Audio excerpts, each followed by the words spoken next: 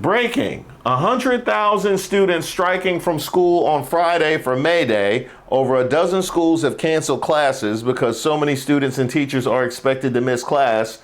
We're demanding an economy and government that works for everyday people, not just the 1%. Okay, yeah, I can get down with that. Why y'all ain't come up with this when I was in school? Huh?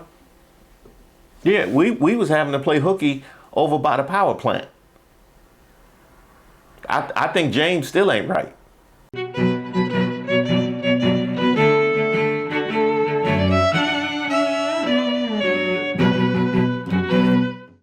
Shout out to all the subscribers and members here on the channel. Don't forget to like the video. My name is Reese Waters, and this is Street Politics. Hey, y'all keep it down.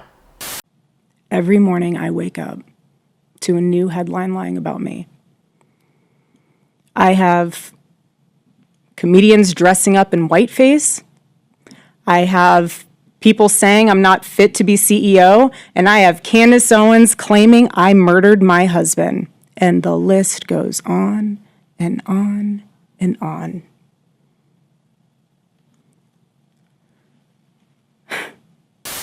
That ain't a real video. Ain't no way. No, y'all be making up anything. Ain't no way. She said that.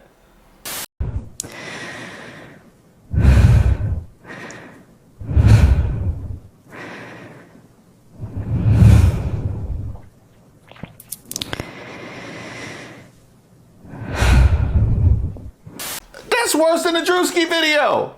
That's even worse. Was she communicating by telepathy? Like what was that? She like Cyclops from the X-Men and she got weapons with the eyes? Like, In this culture we're living in absorbs disagreement as a form of personal betrayal. It turns having an opposing viewpoint into a moral crime worthy of punishment. And here's what I've realized through all of this, truly. I got a question. So are you breaking with Trump then? Are you breaking with Trump and JD Vance? You said having a different viewpoint is a moral crime, or we still standing next to the guys that throw out the low IQ and enemies of the state and whatnot? That's why you get the Drewski treatment. That's why they don't got nobody to advise on that team or nothing.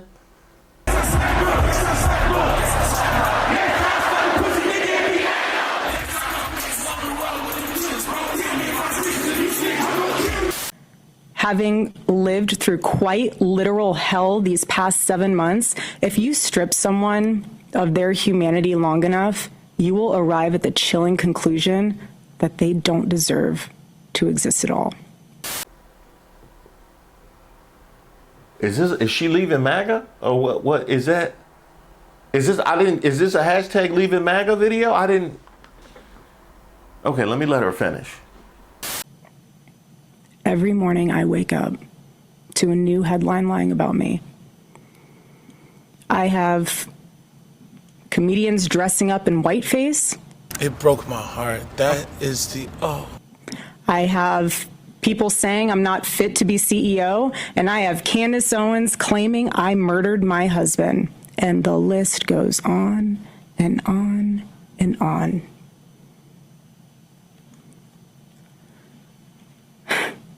There is a serious epidemic of dehumanization plaguing this country.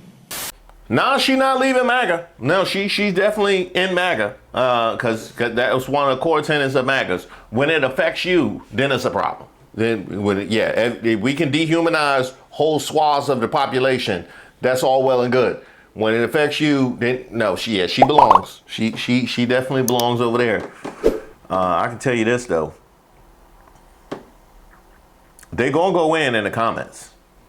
They're about to drag you. They're about to drag you in these comments. In these comments. In these comments. Oh, they about to drag you. Hey, they about to drag you. In these comments. In these comments. Screenshots say whole thread on fire. You type too quick, now they all inspired. Every morning I wake up to a new lie about me. White-faced by a comedian, I am never with my children, that I was Charlie's handler, that I am having an affair with JD, James David, Vice President Vance, Candace Owens, that thinks I murdered my husband. My husband, Candace. My husband. But all these people want to do is divide. They want to make sure that we don't grow as a country, and our country is so beautiful. Another one. Every morning, I wake up with a new headline about me lying. With comedians making fun of me in whiteface. Whiteface! Is that even a thing? It's not? Okay. And all I've ever done is spread a good message. The message that the people of the world today, are we looking for a better way of life? Saying we are a part of the Rhythm Nation. People of the world unite. Strength in numbers, we can get it right. One time, sing it up. We are a part of the Rhythm Nation. Another one.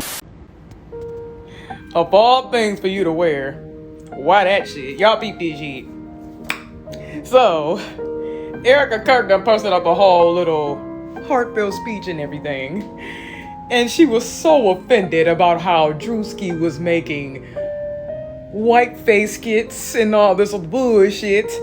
She even said something about Candace Owen accusing her of killing her husband. Y'all might want to go watch that. That's actually quite interesting. And she was just going off and everything like that, right? But a couple of things stood out to me. Number one, since when the hell was whiteface a thing? Because last time I checked, they like to disrespect blackface like a son bitch. But then will somebody of Drewski's caliber do the exact same thing they were doing? Oh, now all of a sudden it's a problem. I wonder, did she have that exact same energy when White Chicks came out? Or was she in the damn movie theater laughing with the rest of the white people? My next thing.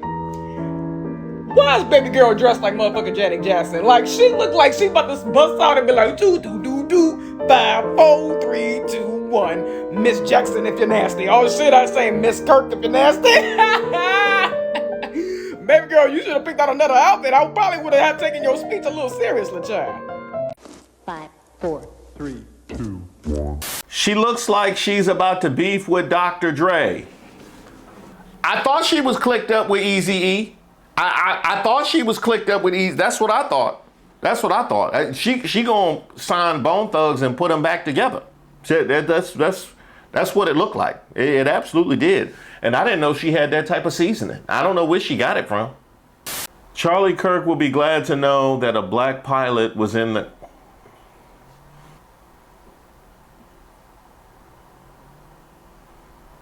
It's so much wrong with that. It's so much wrong with that. And the worst being, there ain't no black pilot. That ain't where the seasoning came from. Hey, can't y'all be serious for a minute? Breaking. 100,000 students striking from school on Friday for May Day. Over a dozen schools have canceled classes because so many students and teachers are expected to miss class. We're demanding an economy and government that works for everyday people, not just the 1%. Y'all ain't slick. Y'all ain't slick. Y'all just didn't want to go to school on a Friday. I've been there. I've been there. No. Hey, I give these kids credit.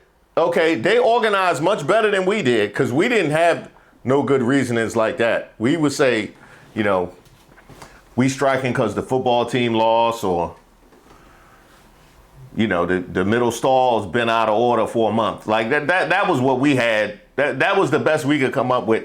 They better than we are. I give them that. But the teachers striking too? No work, no school, no shopping. That is the call this May Day. It was the same 140 years ago when workers won the 40-hour work week. May Day is a celebration of working people fighting back. In 1886, thousands of meatpacking workers went on strike in Chicago. It spread like wildfire across the nation, with 500,000 people going on strike. They're facing horrible conditions, brutal repression, but that did not stop them. They won. This is our history. May Day is a reminder that what we need is never given to us. We have to fight for it. We're all part of that history. We're all part of that movement. So get out here this May Day, get organized. Together we can win a California for the people, not the billionaires. Okay, yeah, I can get down with that. Why y'all ain't come up with this when I was in school? Huh? Yeah, we was having to play hooky over by the power plant. I think James still ain't right. U.S. activists plan May Day economic blackout. No school, no work, no shopping. Actions expected to exceed 3,000 as unions and groups expand protests inspired by Minnesota ICE crackdown. Labor unions, democratic organizations, and community groups are organizing an economic blackout this year to commemorate May Day, International Workers' Day, inspired by the economic blackout in Minnesota during the massive ICE operation in the state. May Day strong events are being planned across the U.S., with organizers calling for no school, no work, no shopping, and protests of government policies they say put billionaires' needs above those of workers. Several cities, including Los Angeles and Chicago, are preparing for citywide economic blackouts. Yes, is DC on the list? We black? Well, because I only got a couple hours left, so I need to know if I need to go stock up for the day. No, all I need to do is run to 7-Eleven. They got everything I need. In Chicago, several local labor unions and community groups, including the Chicago Teachers Union, SEIU, Healthcare Illinois and Indiana, Indivisible Chicago, and the Chicago Federation of Labor, jointly announced an economic blackout for Chicago on the 1st of May. May Day has become bigger in this moment, said Stacey Davis Gates, president of the Chicago Teachers Union and Illinois Federation of Teachers. The unions have backed the economic blackout plan for May Day. This is about building a more popular, united front. In Los Angeles, the LA May Day Coalition, comprising more than 50 local organizations, is organizing an economic blackout around numerous demands, including immigration rights, voting rights, abolishing ICE, anti-war protests, and defending workers' rights. Nettie Dominguez, founding executive director of Organized Power in Numbers and an organizer, said that the number of May Day events this year had more than doubled compared with last year. She said the actions this year were a step towards building a bigger movement. Ah, a bigger movement, you say? I've heard about that. Okay, are you ready for May Day this Friday? Here's the poster. So what is May Day? It is a day where those of us who can say no school, no work, no shopping. Why is that important? To show this administration what we're capable of, what we intend to do writ large if they keep coming after our freedoms. Now, let's be clear. This is not a day that on its own is going to, stop the Trump administration. It's really more like a dress rehearsal or a demonstration. It's a day to flex our power and show them what we're capable of should we need to use it. And I mean specifically if they try to stop us from voting in November. Because if they do, or if they try to mess with our votes after Election Day, we've got to be ready to absolutely shut the economy down. We could be looking at a general strike that goes on for days or weeks or even months. It could happen. That's a huge undertaking, and if we've never tried even for a day before, it could not work. So that's the idea for Friday. We're going to withdraw our labor, our spending, and maybe our school attendance. I will be in downtown LA. There's going to be a big protest. There probably will be a march, and I'm going to encourage my kid to stay home from school. Now, I know not everybody can participate, and that is totally fine, but if you can, please do. This is how we build our power. before. This is how we build community and organize ourselves so that when the time comes, we're ready. Because I want you to remember something about even the most powerful authoritarian government. They can't survive without our labor. We are the pillar holding this economy up. When we withdraw our work, that pillar collapses. They know it. It's time for us to know it and show it. So here's the poster again. Tell your friends, tell your family, ask everybody to participate. See you on May Day. Find your event at maydaystrong.org because together we are strong. Now you may be asking yourself, why May 1st? International Workers' Day on May 1st commemorates the great labor struggles of the 19th and early 20th centuries when workers fought and died for decent wages and working conditions.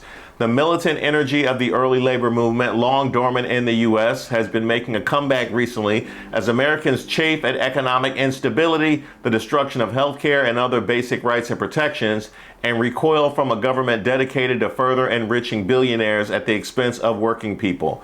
Add to that the campaign of terror the Trump administration has launched against immigrants who do much of the manual labor in this country and the violent repression of the neighbors who try to protect them. It's starting to feel like 1886.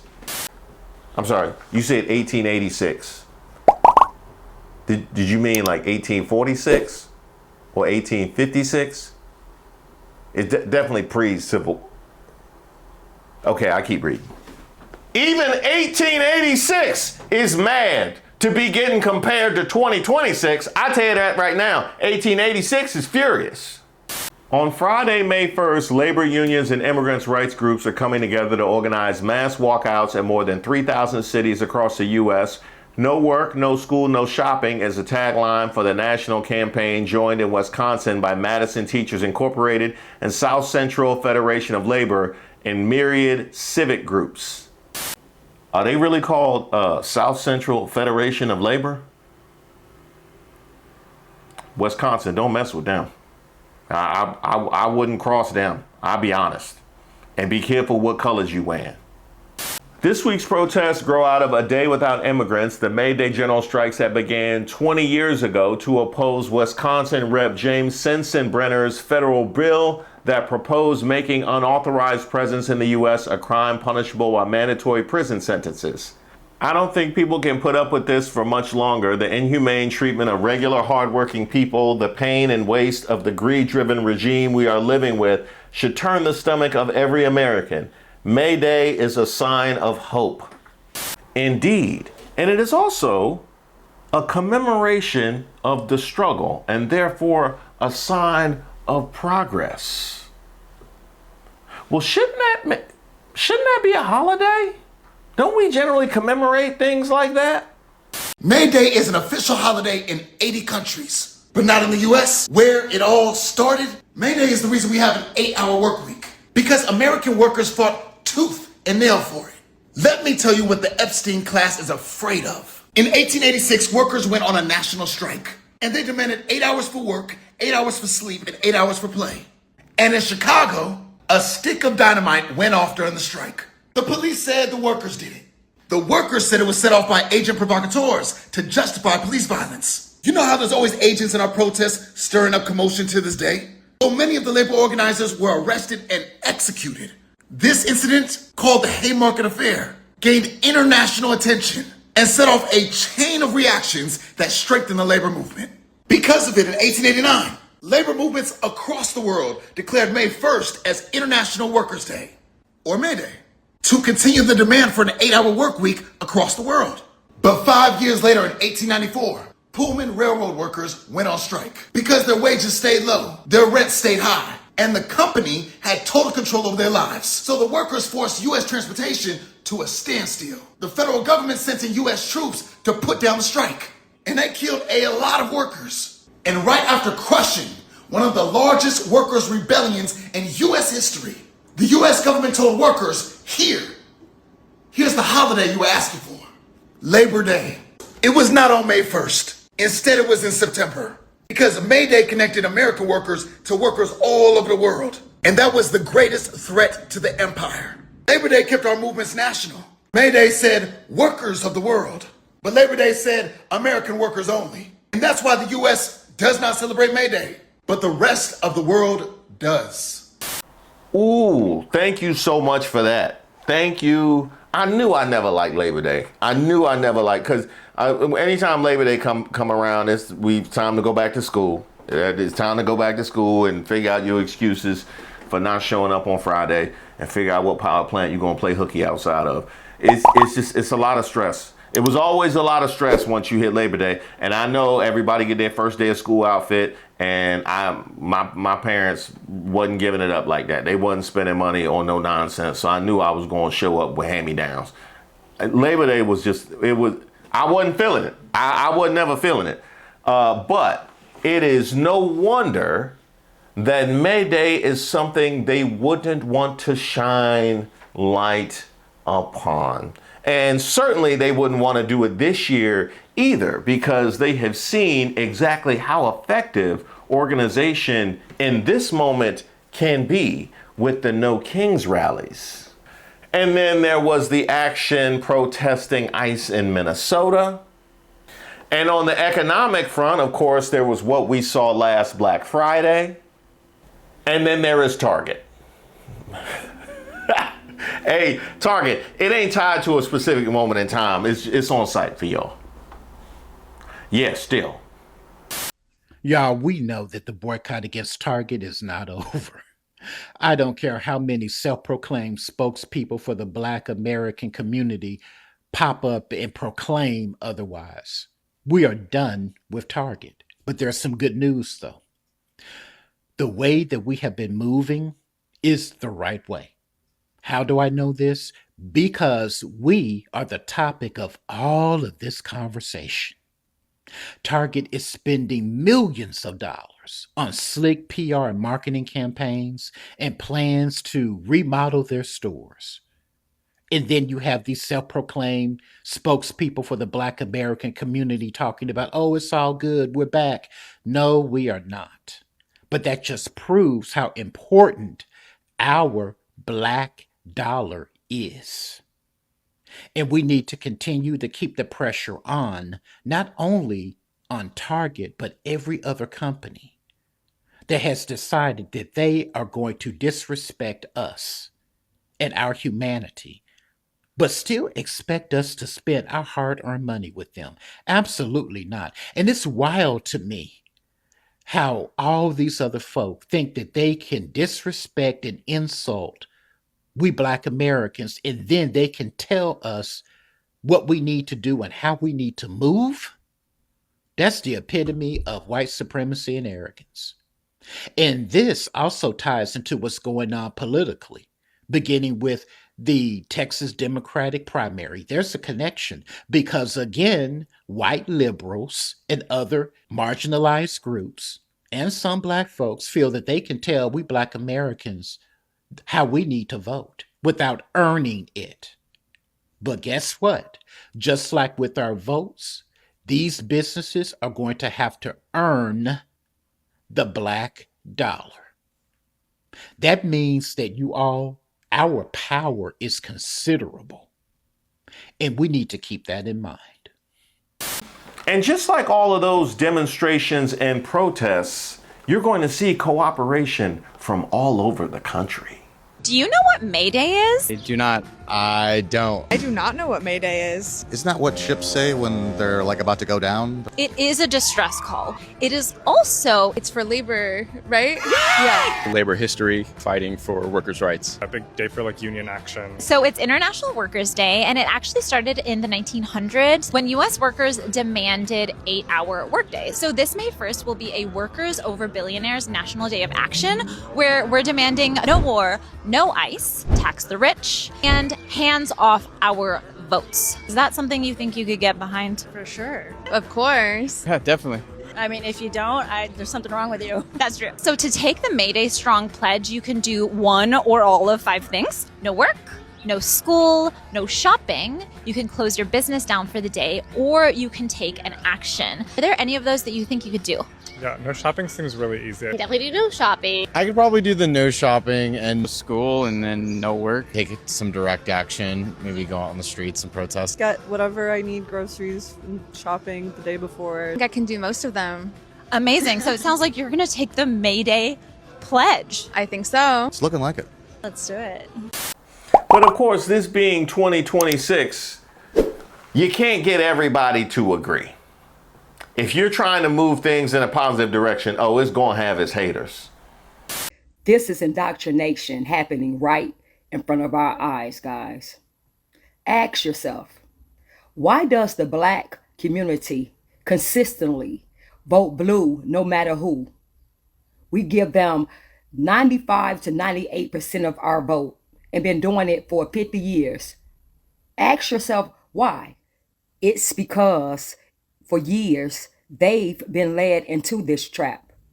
Our kids are being registered to vote under the false pretense of teaching democracy, when it's really just a tactic to push them into one-sided thinking, teaching them to vote Democrat, to accept a narrative that doesn't serve them.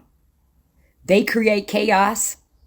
They create false narratives and scenarios to manipulate our emotions.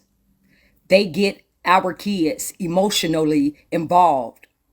And before you know it, our kids are voting for their own demise. They're voting for policies that hurt their future.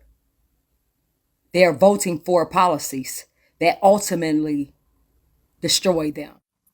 This is where our tax dollars are going, to these nonprofit organizations.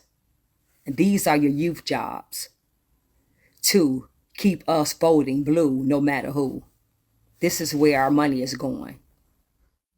Parents, Chicagoans, this is a call to action. We must rise up. We must stand up against this. We cannot allow schools, CTU, CPS, to push agendas to our kids to embrace communism. I got a question. So you seem to be very dedicated to the conditions of Black folk in this country. So I'm sure if I go on your page, I'll see a lot of anger at what has happened at the hands of this administration. I'm not seeing it. You a Trump supporter, ain't you? You a Trump supporter, ain't you? We're going to, and I feel this, because I'm going to let America know what Kamala America looks like, what the Democrat agenda looks like. So since you all won't listen to us, the American people, we want Trump 2024. I knew it. Hey, if you didn't know what to do before, now you have all of the information. Just out of curiosity, I'm wondering, what is Black MAGA? Like, what do they have to say at this point in time? Miss Jackson, please tell the people what you just told me. Know that at the end of the day, we have to be very mindful of the fact that Kamala Harris was getting ready to be our president, and the vice president was going to be Walz. Tim Walz. And the reality is, look at the state that this country would have been in if she would have gotten into office. The reality is they got major fraud going over in Minnesota with those Somalians. The reality is there's no way Kamala Harris didn't know about that. And if she did, and was willing to still have him as a running mate, look how dangerous that is. And if she didn't know, then how in the world could she be the commander-in-chief?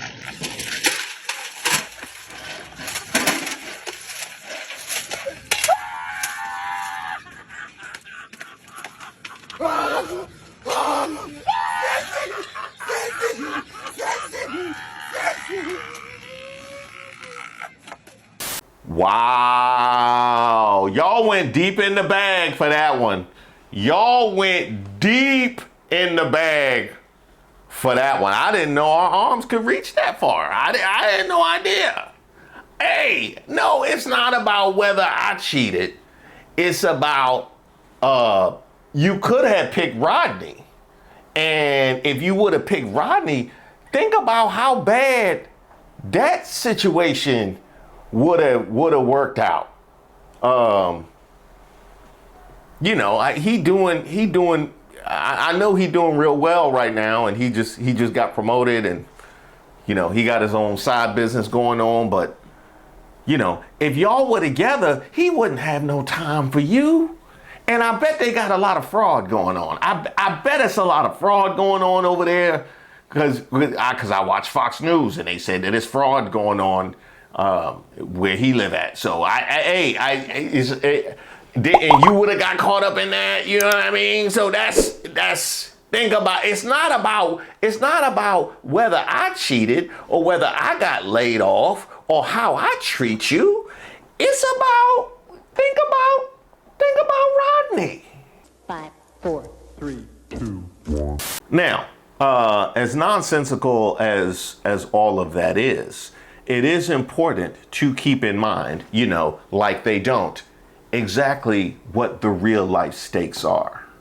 If you're participating in any kind of demonstrated resistance this week, I need y'all to do it with a little bit more than having fun on your mind. Y'all know how I feel about the costumes and the dancing and whatnot, but I can stomach it if y'all can promise me to protest with the understanding that there are people whose entire future truly depend on what we achieve in this chapter, not just what we attend. There are people who have lost their homes and their jobs and their families and every bit of hope they had in the American dream, or any other kind of dream for that matter. You are there to put an end to that loss. There are innocent people piled on top of each other in camps on U.S. soil who haven't had contact with the outside in months, not even their lawyers. And this is children we're talking about. You're there to make sure that they aren't forgotten, that we don't lose sight of them. There are American troops, sons and daughters and mothers and fathers and whatnot, eating severely rationed meals in a war zone that they shouldn't be in for rich perverts who have never felt a struggle a day in their lives. You are doing this to give them the courage to stand up so that they can stop this war. There are minorities who have just lost their voter protections in a hostile country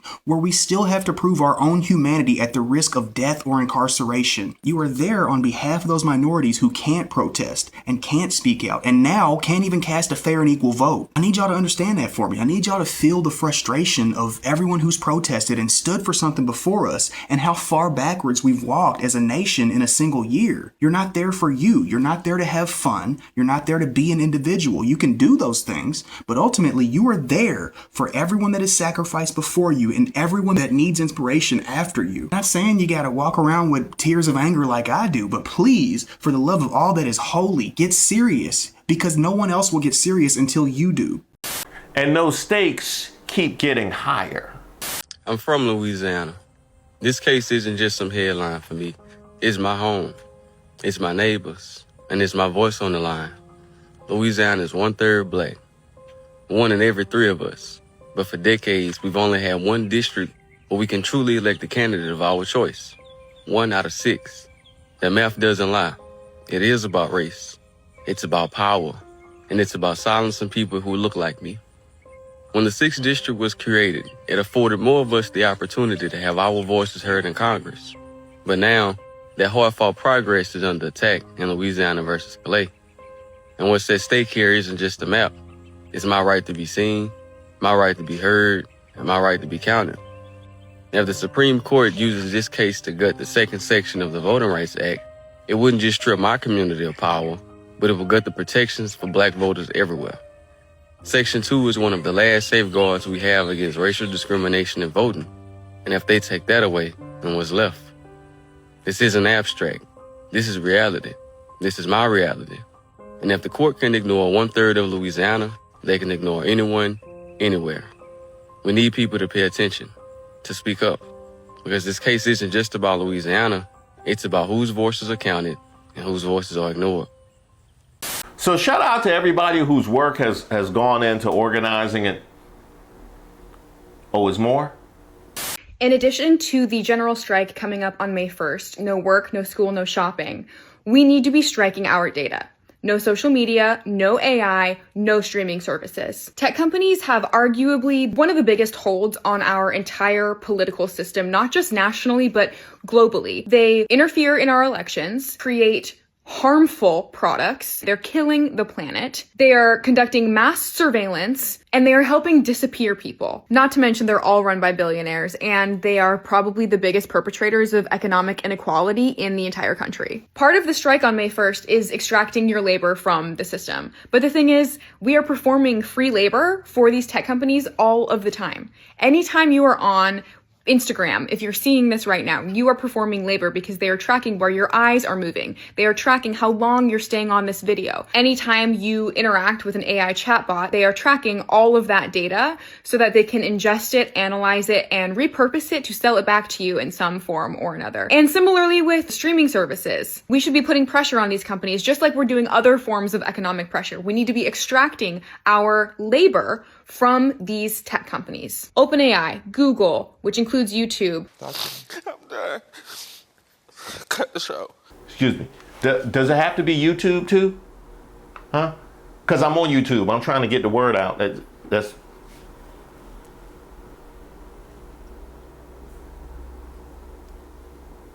All right. No, I feel you. Yeah. But after this, then they should get off YouTube though, right? After they watch my video. Microsoft, Anthropic, all of the Meta apps, Twitter, any sort of social media. If the purpose of this general strike on May 1st is to pull our economic participation, a big part of our economy right now is the data economy. That is how this entire thing is being run, is by our data, on our data. And so pulling our data for one day must be part of this action as well. I think one of the biggest issues right now is we're trying to repurpose old tactics for a new world. But the thing is, we are in a new world. We're in a digital world, and we need to update our tactics to include that world so that we can be as effective as possible. So, on May 1st, in addition to no school, no shopping, no work, no social media, no AI, no email, no streaming services. Go outside, spread the word. Now, I agree with everything that she had to say, even though the YouTube part hurt. I'll be honest, the YouTube part hurt me, but she was preaching. She was preaching 100%. New tactics for a new day. I can't say I was prepared for this. I can't say I was. So if any of you guys got any board games, y'all can send my way. Shoots and Ladders, Candyland, anything of that nature. Battleship, Hungry Hippos. I'll take whatever, because we got nothing here. Cards. The deck of cards we can't use because my daughter took all the fives out. She went and hid all the fives. Ain't no fives, and that I can't count cards when I'm playing with my kids with no fives. That don't work.